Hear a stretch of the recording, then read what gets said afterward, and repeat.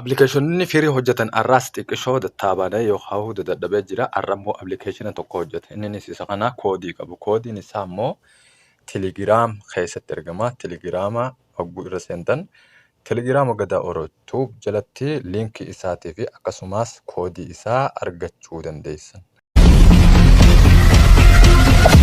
Hey there. Subscribe to my channel. Also press this bell icon. Assalamu alaikum warahmatullahi wabarakatuh. Ashama harkafuune jirra jirtu isinin jecha obboleettii kabajamoo. Appilikeeshinii kuni koodii isaa hogguchi jalaa fudhatan ni dalagamu hin dalaguu walillaallee viidiyoo bifa gabaabduu ta'een gad isiniif dhiisa. Isaas YouTube gadaa oroo jala argachuu dandeessanii. YouTube irra ammoo hogguu dhuftan subscribe taate jettanii maatii chaanala kanaa ta'uudhaan nu gargaaruu hin dadhabina. Akkuma kana viidiyoo jalatti playlist yelooniif seentan waan garagaraa viidiyoota garagaraa jira. Yooniif isinitti tole like share gootanii maatii chaanala kanaa ta'uudhaan nu gargaaruu hin dadhabina isiniin jechaadha. Akkuma kana kunoo dalagaa jira ni argitan hojjetaa jiraachuu isaati.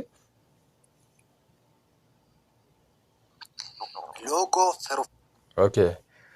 Kanaafuu irraa fayyadamaa mee akkami settingin isaa settingin appilikeeshina kanaa kan jiruu fi waanuma xiqqootti isin agarsiisa. Isa hogguu seentan inni bifa kana lakkoofsa duwwaa yeroo jaha gara jalattis duwwaa yeroo jaha qofaan xumurama.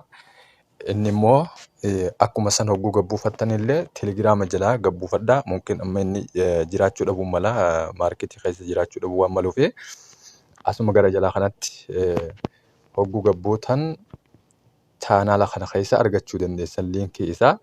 Liinkii isaatii fi koodiin isaatis akkasuma as keessa jira. Kanaaf hordoftoota kabajamoo viidiyoo biraatiin hamma walitti deebinutti kanumaan nagaan naaf tura.